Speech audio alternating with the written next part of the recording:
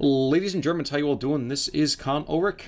Hello, hello, hello, and I'm Rangroo. And this is Steel Division Normandy 44. We got a 1v1 today in Command Levant. Who do we have? Well, on the left-hand side in blue, we have Turgon, and guess what, Con? It's not a Scottish deck. Hooray! It's something completely different. We got ourselves the Guards Armoured, being played by Turgon. And on the right-hand side, in the red, we have ziomax90 as the 91st Luftlande. I do want to give a quick shout out though. Turgon actually hit me up actually. I think on Reddit when I posted the last game we posted of his, and in fact it is Turgon. I was told that we were doing it wrong all last game, so I want a quick apology out there for him. We'll try to do better this time. Sorry, Turgon. Alright, so we know what to expect at the 91st Luftlande. What about the guards? And you know, we'll get to the meta in just a second here, because I know you have some interesting things you want to make a comment about. Yeah. So, guards, pretty awesome deck. I like him a lot. Pretty good amount of infantry during the A phase, and crap tons of tanks as well. And especially I'm thinking in the far southern side and the far northern side, they're going to have a lot of fun if he takes advantage of all the tanks that he can get. That middle forest, probably going to be a little bit tough as, well, actually not, because rifles can engage Feldjägers pretty effectively with the SMGs. So, pretty good overall. Just, I really think it's going to come down to the flanks and the tanks. Definitely go for a rhyming today. But what if happens if you see, I don't know, maybe a light AT gun in that kind of southeastern or south central kind of forest right there for the Germans, and maybe if they plop a couple of machine guns in the north, won't that kind of retard the progress, or no? Yeah, those AT guns are going to be pretty important. If Ziomax gets a good Pack 14 placement, probably slap bang in the middle in that little square forest, that's going to definitely cut off anything coming in through the mid.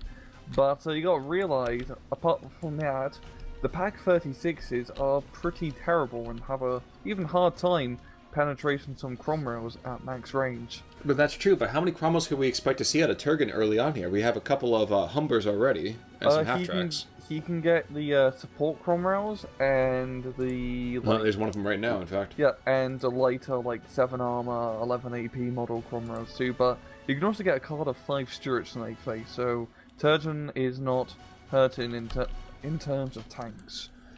Okay, so it should be definitely kind of interesting to see how that works on out. Now, just before we actually started recording here, you had an insight you wanted to share. Now, what was that? I've been playing a few matches recently, Steel Division, and I noticed that the current meta right now, I don't think is to play too much of the match, maybe for the 91st Luftlande, is infantry-style decks. Because of how infantry suppression has been nerfed, you can almost effectively run up to Vickers machine guns and not get suppressed, so you can get into SMG range and shoot them.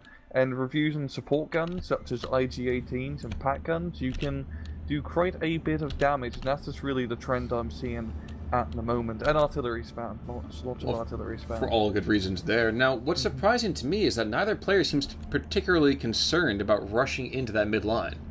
Oh yeah. That's actually supremely shocking to me. I think Ziomax is unloading a lot of his stuff before that mid-line, before mid-forest, kind of in between that cut-off section. But it's pretty conservative from both sides, really. No crazy pushes at the moment, but just they want to get them into position before doing their attack move. And what we are going to see, it looks like the Germans have just barely a little bit more than necessary here. And what do we have coming out early on for the 91st? Well, actually, a Vielkanone 39, which is actually really surprising to me. Yeah, it's a Russian CIS free gun, which is pretty hilarious. Yeah, so is this gun being repurposed over here, and yet that 76.2 millimeter, quite good against early armor, I would think, though, shouldn't it be? Yeah, it's not. Actually, it's pretty accurate. So it also acts as a pretty decent anti-tank gun, and considering he's fighting against the guards, that tank gun's going to be very damn useful. And it seems like he's going to be employing it as such AT weapon. And what's actually really surprising to me, take a look. How many Fallschirmjägers do you actually see out here? I count guess. Führers, and that's it. Well, yeah, we have Fallschirm Flammenwerfer, but that's not really quite the same thing. Yeah, it's a very interesting choice. He's just going for the Ost or Truppen spam. You don't need to get Fouchjägers off the bat. Heck, you can. I've seen a few players not even use Fouchjägers in the 91st Luftlande and just go full on Truppen spam. But it does leave you open if you're trying to get into some proper infantry fights without supporting units. Well, we did just see our first casualty of the battle here, a half track going down on the southern side, but doesn't look like, neither player seems really particularly awakened to an attack. Oh, never mind. We have some rifles going to the trees in the north. Mm-hmm. And I can't help but feel, maybe I'm wrong here, but do you see them kind of lasting very long? Because I don't think I do. They do have 2 submachine guns, which gives them quite a bit of extra HE power compared to, especially compared to Fouchjägers. We're not seeing any on the field. But it's really going to come down to the Flammenwerfers as being able to ward them off. The recent patch has nerfed flamethrowers a little bit, but I think against this rifles, they should do just fine. Definitely fair. And I think, honestly, that Pack 40 kind of didn't really overextend per se, but was not really in the best position. Kind of wondering why he wasn't a little bit further down in that forest, right in that corner, perhaps. Yeah, maybe, and also the Humbler just managed to get first shot and stun him up, so in fact he can reposition that Pack 40. He should be able to knock it out once he is back to morale strength. Now, we do have some more anti-tank weaponry coming on in for the Germans, but we're back to a 50-50 split here. Do we see maybe a reassessment over here on the British side, or no? They're very defensive. It's not even really a proper tank from the British, they're just using Humblers. Whereas you have the Cromwell in the back, but that's not exactly doing anything. But it's just a lot of Humblers and a few motorized guys. I do think, though, that's probably a wise decision to keep the Cromwell back as far as he is, considering the kind of luck that Allied players have been having these days against those anti-tank guns. It may not be the best option to charge forwards. Yeah, good point, and also considering he is fighting against 91st Luftlande, so he doesn't really have to worry about tanks to begin with. And that Cromwell is actually a very good choice because it can outrange a lot of weaponry. Can't outrange Packen, of course, but later on he's mainly going to be dealing with soft targets, so having that rather big gun will help out in that department. Well, these airsoft troopers are getting beat up a little bit here, and I think really all that's necessary. They're trying to make sure that Pack 40 doesn't get aggressed on too much. Mm-hmm. He's managed to get 1 shot on the Humbler, but really be able to get the second, I don't think so. I don't think so either. Makes it to the home stretch now. Look at all this infantry, Khan, in the open. Oh, this is going to be awful. That Humbler's going to have a fun time. Yeah, if he can get 1 or 2 shots off, if he can take out 1 or 2 of these squads by itself, that could be a devastating blow, I should think. And it's just forcing them to unload before the target. Absolutely good placement, yeah, but we do see our AT gun being brought in. That's true, and these guys are completely caught off now as well. So a couple more seconds here, and yep, that's going to be the AT gun dropping on out. Yep, there we go. Pack 36. And he's engaging the wrong targets. Oh no, here we go, okay. Oh, he's getting stunned too. And... oh, there we go. Crew killed, okay, there we go. And actually, oh, the repurposed Zis gun goes down, so the Nordland that I'd see Fjordkanona gets taken on out by a Spitfire bombing run. Kind of annoying right there, I should think, but hey, what are you going to do?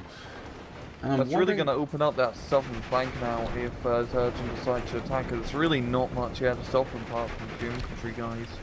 I mean, we are going to see another Pack 36 coming on down here. Or no, maybe not. Is that LG-40 perhaps? No, that's Pack 36. For some reason, I didn't see the long barrel on. I was like, that's that weird pansy-ass mortar thing. I don't even know what to call it anymore.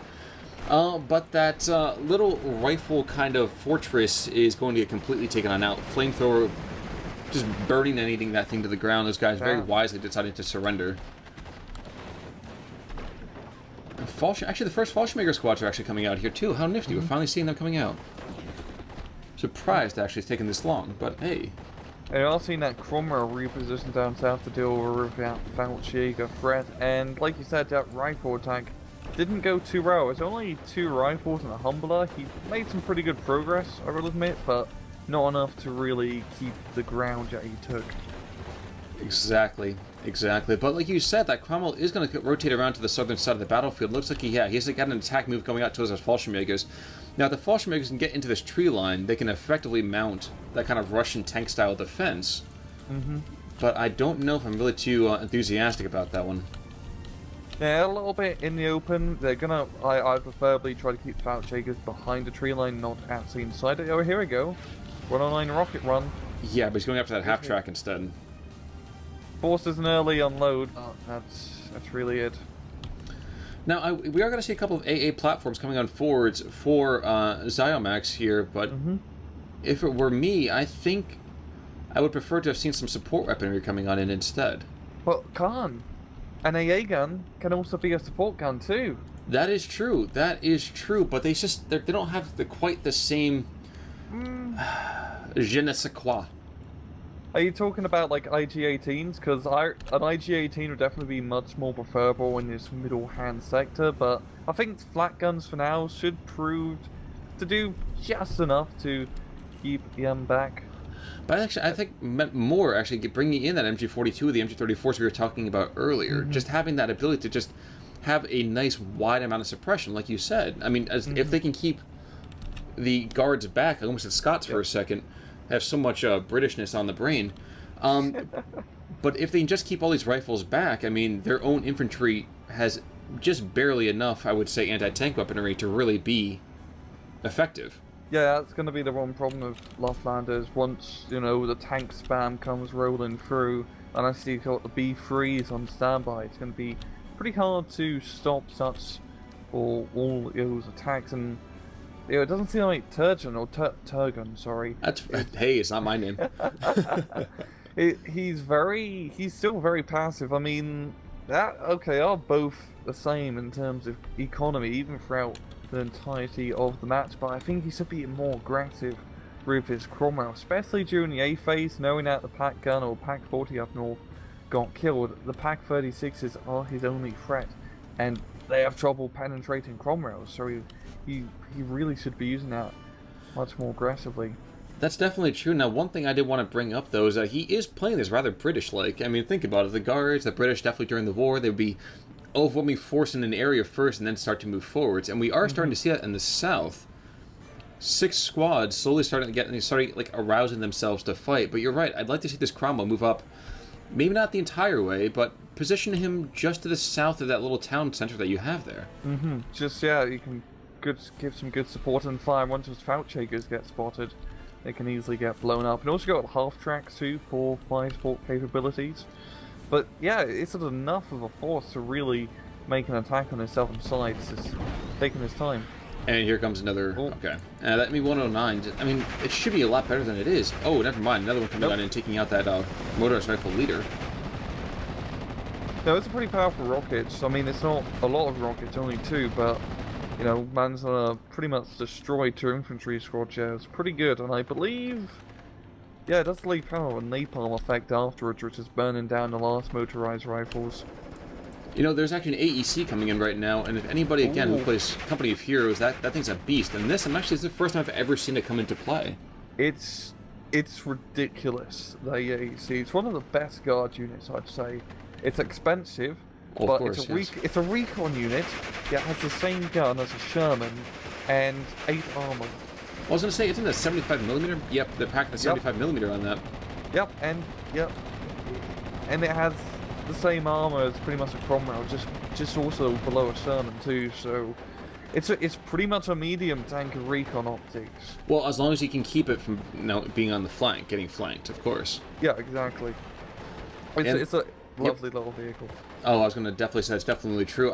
We are seeing, though, that the half-track is getting bogged down. There's a sexton on the field, so I guess the guards are getting a little bit religious. Gonna be calling in that holy artillery death from above soon, and they may want to start calling it on their southern flank because you've got a nice blob of infantry that may want to get blown up. And the thing is, with Turgon, his infantry by himself are gonna have a hard time fighting his Bren guns. So he needs to have fire support nearby to really do any damage. Well, 2 things. We are going to see a machine gun finally coming on in for Ziomax here, but his AT gun did get taken out. And that AT gun's really the main thing here. Exactly. And with the AEC moving up, that's going to be... There's not really much you can do about it. And still very passive with that Cromwell. He's got a dingo as well, kind of just running. I'm not sure if that's just supposed to be running point, or if just trying to use it to bring in excuse me, to boost the veterancy a little bit for these guys. Yeah, it's probably just veterancy. It just moves a little bit faster on the road. Very fast on the road. 95 kilometers an hour. That's Speedy Gonzalez. Indeed. Ooh, But we have a 129 coming on in, so he's going after that Challenger. Question is, can he take it out before he gets pushed away? Yep, he can. Cromwell, gone. Kind of a waste. Oh well. Yeah, it didn't... feel they could have just positioned it better, but Poston's going to be forcing the V3 to back off and... Oh, Tempest. I forgot they got Tempests, so... Will he be able to catch up? No, he doesn't. Instead, just going for the 109s. That's true. My question is, I'm trying to see... Okay, the 109 is going to try to get around on his tail. It's going to do a pretty good job of it. Side note, speaking of, you know, World War II aviation, do you get a chance now to go see Dunkirk yet, or no? Oh, I have seen Dunkirk, actually. Fantastic movie, right? Yeah, I liked it a lot. It's rather strange in terms of how it portrays the war. It's not like a typical war movie like Fury or really anything else, but it's definitely worthwhile to see in cinemas. It's loud. I think that's the best way to describe Dunkirk. It's just a very loud movie. True. I have to admit, I cried a little bit. I won't lie. Nothing wrong. A bit of manly tears. I was gonna say big manly tears, man. Nothing sissy. We are well into Phase B, though. In fact, I didn't even call that out.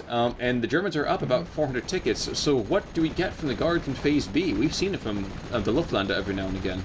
It's really just more tanks. See, bigger tanks. Got Crusader AA being brought out, Shermans, Fireflies, Achilles later on in C phase as well. But really, it's just more tanks than, and we're just seeing a lot of motorized rifles here, and it's not working out too well. I still think you need something a bit more heavy to penetrate through, because just look at Ziomax. He pretty much has a giant defensive wall all along the map, just through the forest, with just chance troop and AA guns.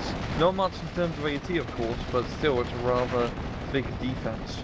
Well, we are going to have that section still barraging from afar, and we actually have a Crusader tank coming on in. I found that kind of a giant waste, but that 40 mil might be just barely enough to suppress and push back some of this infantry, at least. I also think he's bringing it up to trying to turn up a B3 strike, because that is his main anti-tank threat. I'd say more so on AT guns, actually. Well, we are going to find ourselves another converted ZIS coming on out, and you're right to call that out there, but there goes one half-track. And actually, both infantry squads that were just dropped out, those are both dead. Yeah, it just kind of dropped out right in the open there into the firing line, and probably wasn't the best location.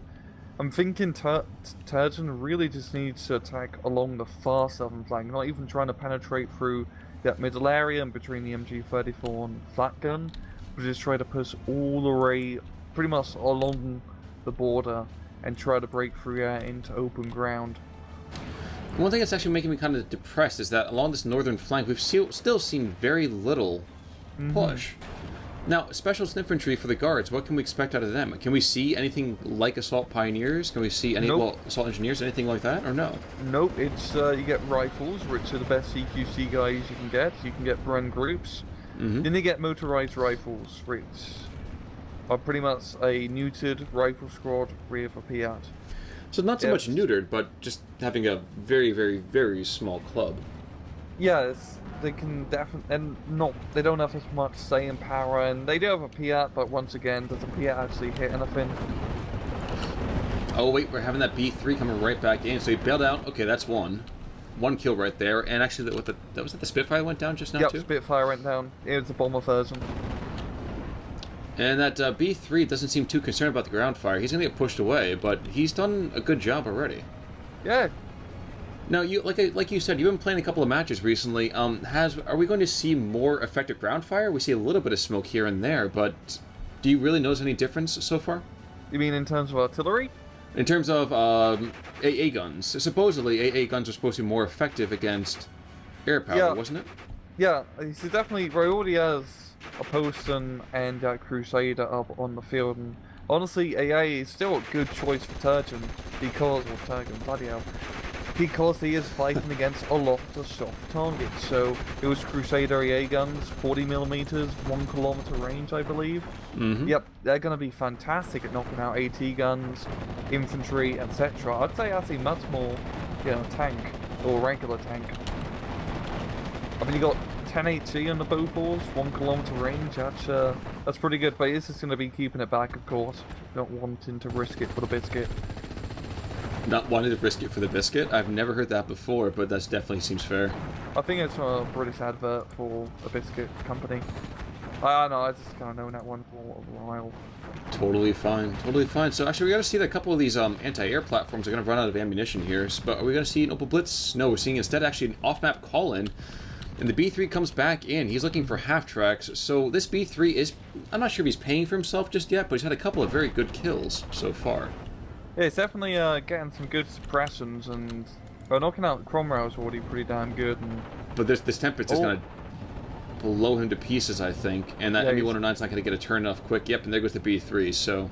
Tempest is a very scary plane to fight up against. It's fast, much faster than all the Axis planes. And it has quite an armament to boot. Will the Messerschmitt get... Oh yes, it does. Very good snipe. That seems unfortunate. Those 20mm cannons could have been rather effective against ground targets. Exactly. Good point too.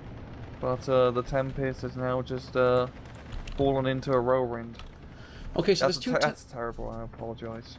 Oh, that's totally fine. Oh, so this Sherman Falcon's coming on in this 210mm off map. Now, I'm not going to say... Okay, that's... I was wondering if that's where he was going to try to drop it. Even then, I don't know why he's really investing an entire off-map barrage right there.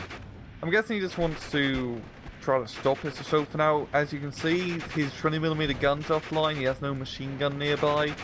And the artillery is not exactly... it's doing counter-battery work, so... Well, I'd say it's actually a pretty decent spot, but will the infantry still be in the end in 20 seconds?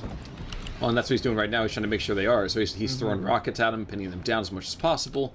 But we have 3 Sextons over here, and so help me God, no pun intended.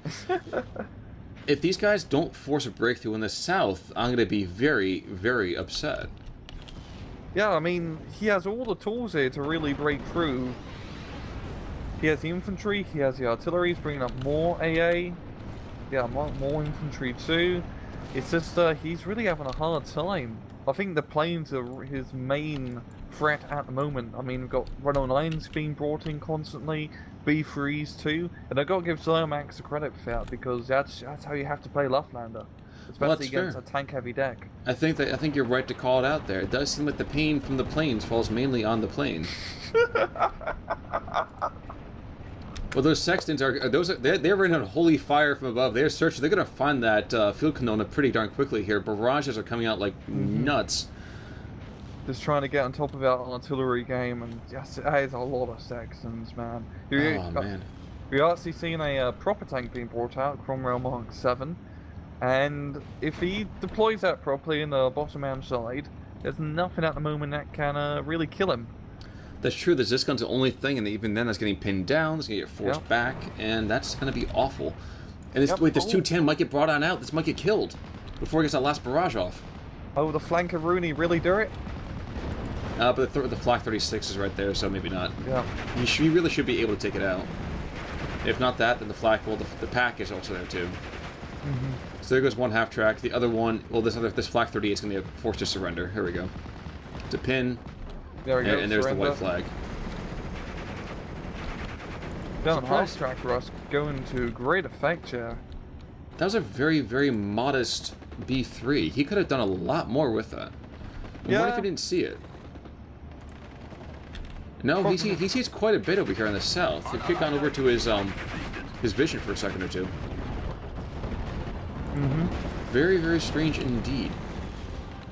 But no, oh god, so help me. If I could go and drop artillery, I'd be dropping on the AA tanks as much as possible. Then I'd be diving in to pick up that arty. That's quite a lot. Actually, what do you think about doing something like a Panzerabwehr recon kind of push? Try to sneak in. You know, so far this middle part of the battlefield has been very, very quiet. So maybe kind of sneak in, kind of push up the center line and just kind of blow them away. Take out a couple of them at least, something like that. Yeah, it could definitely work. Try to make... It'd be very ballsy doing it along the center because there's not much cover. Maybe along the... I don't know. So he doesn't really have any opportunities over here on either real flank. And we're beginning to see those Sextons are just putting down an unholy amount of firepower here. And I'm making the puns. I'm really not intending to, I swear. Goodness gracious. Ooh, B3 going after the Cromwell 7. Can you take him out? No, not quite. No. Yeah, he's now really in full effect now. The Tempest on the field. Yeah, this guy's going down. Yeah. I think in Turgon, he's in C phase now. I mean, both do have the same in terms of point acquisition, but you can get a stupid amount of tanks available to be brought up. And now I believe he gets the 1-star ×2 Tempest card, which is definitely going to help out when fighting against the enemy planes, because he's going to have as many Tempests as he can to try and deter the 109s, B3s, so on and so forth, because they are the major threat. That's fair, and we're seeing a lot of surrenders down here. Surrenders taken out, doesn't matter what it is, but the Brits did have themselves a bit of an opportunity, and I think they kind of squandered it, though, at the same time. Yeah, definitely puts a little bit too hard. I mean, he still has the tanks and AA units and all the support back here that needs to be brought up to really of course, give support. I mean, his Feldjäger unit, it's still alive, and it's not exactly in the most well-defended spot. True. I mean, it has good defense, but it's very open to all lines of fire. True. But we are seeing those, anybody who's in that area continues to get suppressed by all the artillery fire. We're seeing with the last TOT coming out onto that Cromwell's area.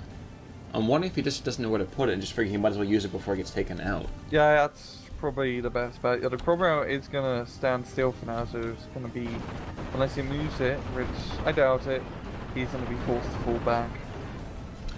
And this B3, well, not going to see the light of day, I don't imagine. Here comes another Tempest coming on out. Yeah, that Tempest is going to get the kill.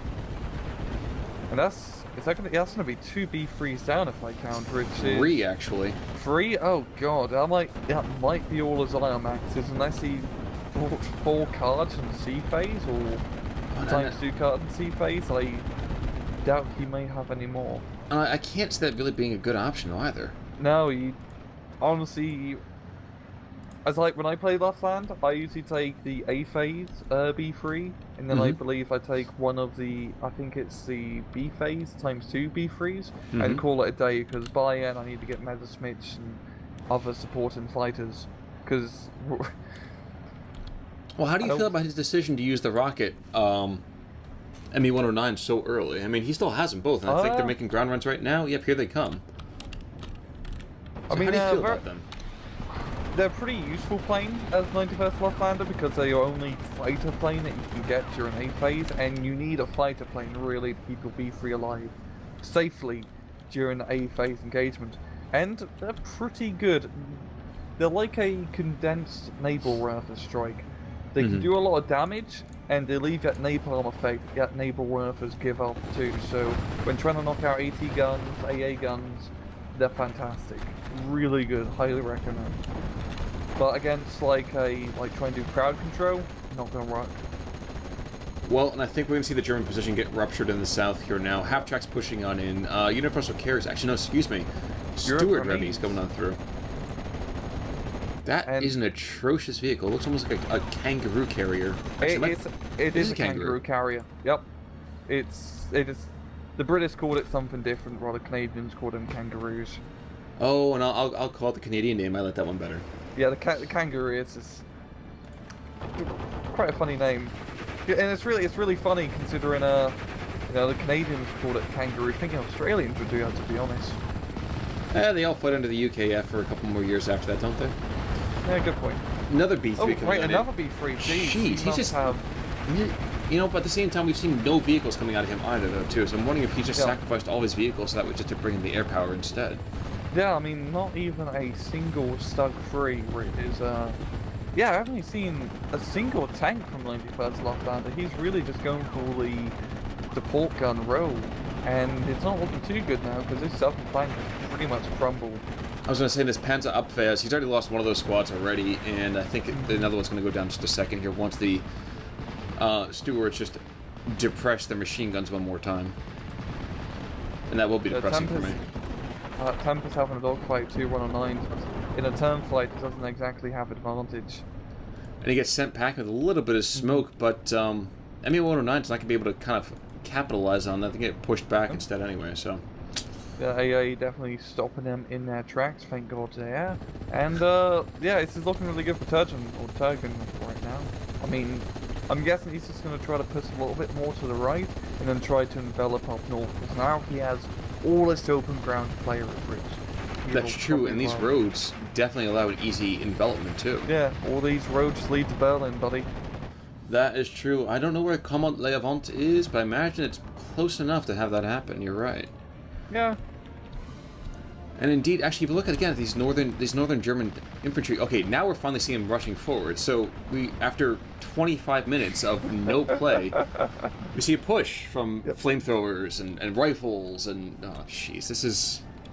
I mean, it's a good push, but he needs a tank or support unit or something. The Humbler is just really gonna be quite a pain in the butt. And this is all short range units. Once he breaks out into this open area, he's not gonna have a good time. He needs something up north to compensate the assault. Well, he does have another Zisgun down to the south and does stop the immediate attack in its tracks. But that was just, again, a kangaroo carrier. Not that much of an issue. And it looks like now this Pak-36 trying to push back the Humber, and the German attack is going to see some limited success, but look at all that garbage that's outside the forest. They can't see it yet, though, too, so maybe, ooh. I almost want to keep an eye on the north, because this, Flammenwerfer oh yeah, could cause, a massive amount of surrenders. That'd be kind of incredible, actually. Yeah, if he can get close enough, or it's, don't peek. Oh no, he's gonna peek a bit too early, I think. Yeah, you're right. Yeah, he peeked, yeah. He's doomed. Yeah. And there goes the end of that attack. Ah. Wow. Okay, so what had been finally an excellent position, really, for the Germans is kind of collapsing like a bad flan. It's not looking good after. Well, really, it was the planes. Yeah, it was keeping Turgon at bay, but now he has no planes, and the Guard armor just tanks, vehicles, Stuarts galore. You know, and at long last, we are going to finally see a Stoke 3, but that I feel like that's way too little, way too late. Yeah, and it's going to be an even fight against Cromwell, and we also got a bloody Firefly being brought out, so yeah, Stoke's not going to be able to do too much damage, and it definitely would have been much better earlier, because that southern sector is actually pretty good for positioning 1 kilometer range tanks. You got a decent amount of cover to work with to set up some good choke points. Well, it's kind of funny that you mentioned the comment before that the northern and southern extreme approaches is where the Guard should have seen success. And you know where we saw that success? Right, we see the surrender flags in the central southern portion of the map. Right in that gap right there is right where they ruptured the German lines. Exactly, because you got a nice clear shot between you and the enemy, and with a tank division, you want long clear shots. Exactly. Exactly. ME-109's, managing just barely to stop that. Still wheels, assault pioneers, and motorized rifles being stunned. I mean, if you move to Fouchake a bit closer, you could get a nice amount of surrenders on those Tommies. Yeah, but I feel like at the same time, Ziomax is just stunned right now. Yep. Look at it, 61 to 39. That reversal is just incredible. Let's just look at northern flank. He's completely enveloped. Of course, it's only one half track. Oh, we're finally seeing a push. There's one surrender. We're going to get a couple other ones, or are they going to come out? Oh, no, that Stuart's going to pin him down. And watch the favorite beaver turn in the opposite direction here. Yeah.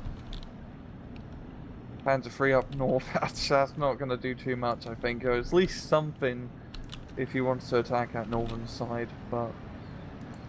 And the Fallschirmjäger's going to get surrender here. So, yep, there we go. Look at all these AA units that Turgon's bringing out. So many Crusader AA Mark 1s. That's... I mean, they're good unit choices, as I said before. He's fighting against lots of soft targets, but jeez, that's a lot. Yeah, it seems a little bit strange, doesn't it? We had 2 there, yeah. And 2 I mean, you got 4 in total, but... Well, and we still I have guess the he's Polston. really worried about airplanes. And we got the Polston too, yeah. Again, he's very, very lucky. There's no deep push. I'm sorry, go ahead. I'm sorry, I cut you off. No, I'm just thinking, like, against 91st Luftlande, especially against this type of setup, because you're only using soft targets, and you also need to rely on AA heavily, your Crusader AA counters both extremely well, because it shoots down planes, and also deals with all soft targets extremely quickly, so it's... I'm just thinking in terms of this matchup, it's the penultimate unit. That's true, actually. I would not necessarily go with penultimate, but you're actually completely accurate there. It counters the 91st Luftlande perfectly. It's Achilles heel in a sense, but yeah. But we don't see any Achilles yet on this map. Now, these pole stones are being sent really far forwards here. Again, like you said, this kind of infantry suppression here, and here's the last hope. Another B3. Here's the last hope. Really gets shot down? Yep. Yeah, he's quite good. There he There goes. we go, and that's 5 B3s down, if I counted correctly. So I think you're right on that one. Yeah, definitely 100% cannot be another B3. And think about it, that's 1,000 points worth of planes lost from just the B3s alone. Yeah, I know, right? Just it makes zero sense to me how that aggression just... It's because of all the AA that Turgon really brought out towards the end, and once there's the outmarch AA on the field, and with the, I'd say, AA buff, it's much harder to keep that presence on with the B3. And... Oh, Jesus, this Junker's not going to get anywhere close to that. No. That's just a complete, proper AA net, yeah. I would think I would have laughed if the Junker was able to take out the Tempest. We always kind of forget that the Junker has that independent machine gun in the back, and it's actually rather good at discouraging charging fighters. Yep. Yeah, it's pretty decent. I mean, it really just stunned him. You hardly get the kill, of course. Same with the B-26 Marauder. True. Yeah, pretty useful, those rear turret MGs. It's the closest you get to using a B-17 in this game. Kind of a lucky thing we don't have a B-17 in this game. Can you imagine strategic bombers on this? It'd be insane. It'd be fun. You could just carpet bomb a forest with 8 tons of bombs. Well, you remember that game that we played a couple weeks ago where that one guy it was just a plane train for like weeks. Yeah. The pain train. It was terrifying, and I realized, of course, I was probably the least skilled player on that map, but it was terrifying. Yeah, that's just of Junkers, I believe. Was it? No, I thought we were playing Axis on that one. Oh yeah, was it? It was Spitfires galore, and it was just rocket attacks for days. Oh yeah, okay, that one I remember now. And I had 21st Panzer, so it was all soft targets at that point. Now, ME-109 is doing their best to kind of stopgap this attack here, but it's not going to be pushed back easily. We see a couple of bits of pins, but who cares so much, right? Yeah. I'm thinking Turgon may want to get a tank up north now if he wants to do this northern assault, because motorized rifles alone is not going to be enough. Well, he is slowly moving that Cromwell north, and that Cromwell should be able to successfully reverse any kind of defense that the Germans are holding on to here. Yeah, I mean, it's only a pound 3 at Salvin, which is a pretty easy target, I have to admit. It was kind of funny for me just to see that until, the last 10 minutes of the game, we had an incredible sight before. I mean, that was half the German army hadn't fired a shot. And then the Brits attacked, and the Germans still didn't fire a shot. They just all surrendered. It's really because, in retrospective, he had a lot in that northern side, but it's all just Ursiat's trooping. I mean, it's nothing really super concrete. I mean, it's enough to delay, and as you see, it's doing a pretty good job delaying his forest from being completely captured, but they fold rather easily, those inferior troops. And I'm happy you made that comment, too, because I was going to make that similar comment myself. Air-such trooping, and that's why I was really confused early on. Air-such trooping is what you bring in to hold what you've just taken. You don't do it to initially try to take territory. They're just not made for it.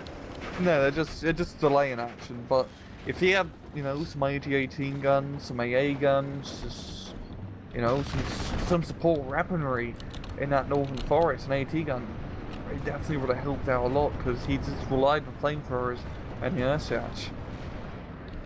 Shockingly enough, the Junker 88 is able to drop both of its bombs, which really surprises me. Now, a Tempest and an ME-109 go head-to-head, and this ME-109 is going to get blown to pieces, though. Here we go. Yeah, that's all the AA, but will the Tempest get on the tail? Because it doesn't have the best turn radius. No, and you're right. He's going to get away, but maybe to get a couple deflection shots. Go. Yeah, it's a couple deflection shots. That's about it. Now, shockingly, the Stroke died. And I say shockingly, I mean completely sarcastic. But truly shockingly for me is that the Panzer III is not dead. I did not expect to see an infantry assault tank actually able to hold on. Yeah, it's really because there's no proper tanks up north to really deter against. So we do have that Firefly being brought out, which will change it up rather quickly. And yeah, it's pretty passive with that Cromwell not wanting to move it up around the flank. At the same time, Turgon, look at his point advantage. He doesn't really have to do much now. That's true. Well, if all he wants is a victory, then all he has to do is just hold this particular ground. And I don't think the 91st has anything left to really throw at him. Yeah, they've completely run out of steam, the 91st. I mean, they don't get a huge amount of tanks later on. They get the planes, but that's about it. I mean, we could have got some, if he had them in his deck, some flat guns, 88mm. Definitely would have helped to deter these tanks, but a little bit late for that now. And that was going to be another comment. I like how our minds are always coming one with this one. Just, you're saying in Canadian and I think in horrible English. But P3, by the way, takes out the Humber and then gets blown to pieces by the Firefly. Secure the Owl City. What I was going to make that comment too is that I was wondering why we have not seen a much more active anti-tank presence in the form of AA guns. And I mean, we've seen the flak guns coming on out, but that's literally it. Well, for 91st Luftlande, you can only get one Black 88 per card and two of them. They are 2-star, which is a pretty big deal, but you can only get them in C phase either. And I'm guessing he kind of deterred getting fat guns to get more planes or just regular 20 mils and 37mm instead of getting the big 88s.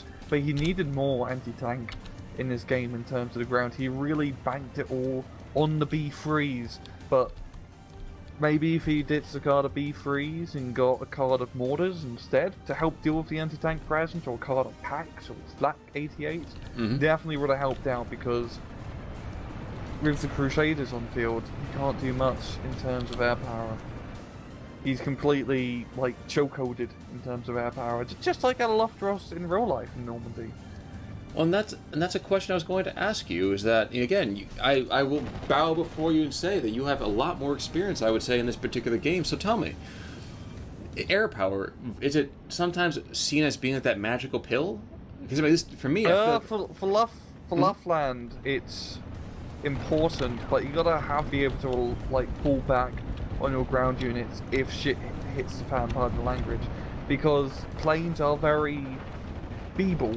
If you lose your 3 B3s, there goes, or 5 B3s in this case, there goes a lot of your killing power. And because you can't keep them on the field all the time, you gotta be very selective and very careful when using planes in general. I'd say using planes is a much more higher, skill requirement than just spamming tanks. Well, and that's something I was going to make a comment about too. First of all, remember Beecham. Beecham has had, I think he's probably an air ace just from this battle here.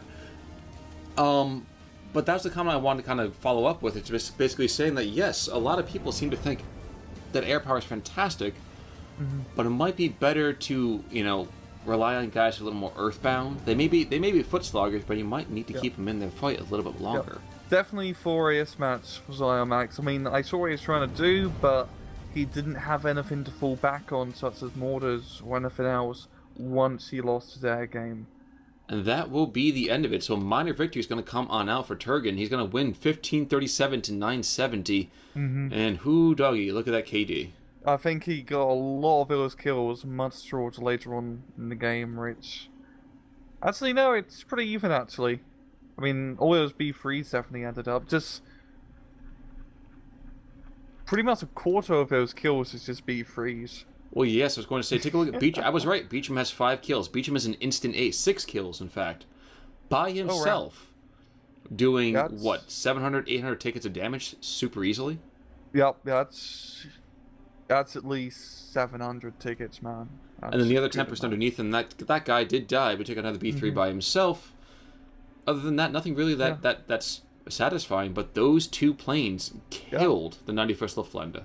Yeah, Tempest they're pretty awesome fighters. They're fast, they're not as agile as a 109, but they can still dogfight rather effectively, especially in C phase where you get the veteran 1-star runs. You're not doing too bad for a tank deck when it comes to air power as the guards. Now, quick final check. So 1, 2, 3. I'm only counting 3, but there were definitely more than 3 dead B3s. 4. And maybe it was only 4. Maybe it's only 4. That could have been the case. I mean, it's hard to count that many German planes. Well, and again, too, how many times it seemed every single time there was one on the field, it just died. Yeah, especially later on, it just kind of be brought up and then shot down. We got, 1 B3, 2 B3, 3. It was like the world's worst Dr. Seuss book. And honestly, from the other side of things, not really a whole lot to write home about. There's a Fallschirmjäger squad that did moderately well. The Panzer III got a couple of kills here and there. Junker even managed a couple of kills. But when you saturate an area with bombs, you're bound to hit something. Exactly. It really came down to the air power, as I said before, for Ziomax. But yeah, it didn't really have much in terms of ground. It's very lightweight. Very, very true. But yes, any other closing thoughts other than the fact that Turgon kind of just pounded his enemy into defeat on that, I felt like? Yeah, the artillery helped out a lot now, think about it. And he just slowly whittled Ziomax down and broke through rather stunningly.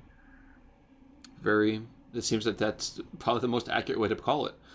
But alright, that's going to be it for me, I think. Any other thoughts from you? Nope. Alright, so congratulations to Turgon. Hopefully we will never say your name wrong ever again. Sorry, Turgon. Ziomax, a valiant effort there. I would have liked to see a little more action perhaps on the northern side from you, but a valiant effort nonetheless. It was nice seeing the Zis guns actually on the 91st Luftlande. I haven't seen those very often myself. And yeah, I think that's going to be it for us today. So, from Comment L'Avant, this has been Con Oric. And I'm Rung Ru. We'll catch you guys all next time. Take it easy and have a great day. Take it easy.